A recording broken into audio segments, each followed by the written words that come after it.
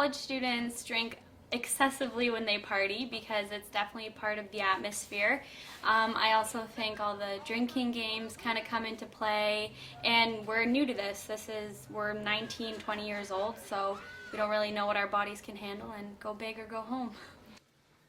My definition of binge drinking, I always considered it a really bad thing until I got to college and university.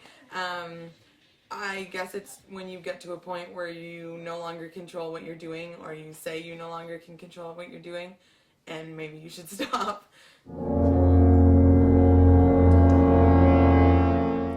I think if you take binge drinking a little too far, maybe go out a little too many times throughout the week, it will definitely start to affect your school. Your marks will slip, your attendance will drop. And I know personally, if I drink a lot of nights, it starts to affect my athletics and how I'm feeling, my workouts, and all that kind of stuff. So I think that, especially at our school, a lot that goes along with binge drinking is making irrational decisions and doing things that you really shouldn't, or, simple things like taking out too much money from your ATM when rent is due the next day and you probably shouldn't have done that. There's a pub on campus, so you kind of want to be part of the whole college experience, and you want to make the friends and fit in.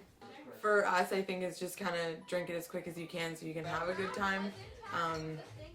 And I know that sounds really bad, but I think that's how we do it.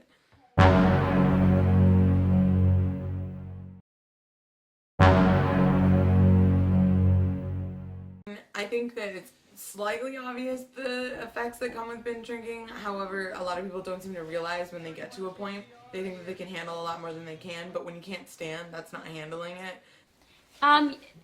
Is there any other reason why we go out drinking? There's definitely celebratory drinks, and after exams, you'll want to go out and party. Once school's done, you'll want to go out and party.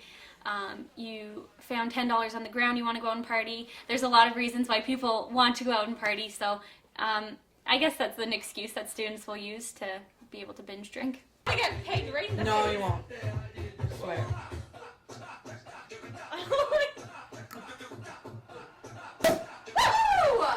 Top and bottom. No, the point. Oh, yes, lovely.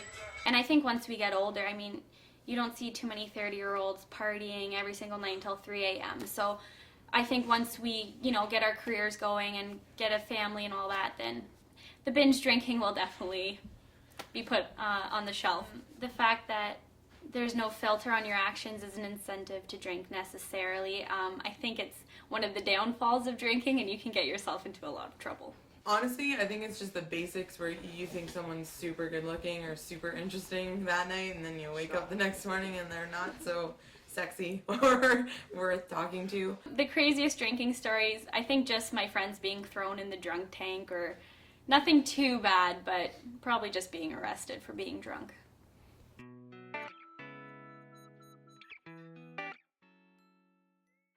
I know for me in my high school, every single summer that I was in high school, someone died from drinking and driving, and it was because of excessively drinking. In 2 of them, I was in the backseat of the car, and I think that that's where I understand that you shouldn't drink and drive, and that's what is preached.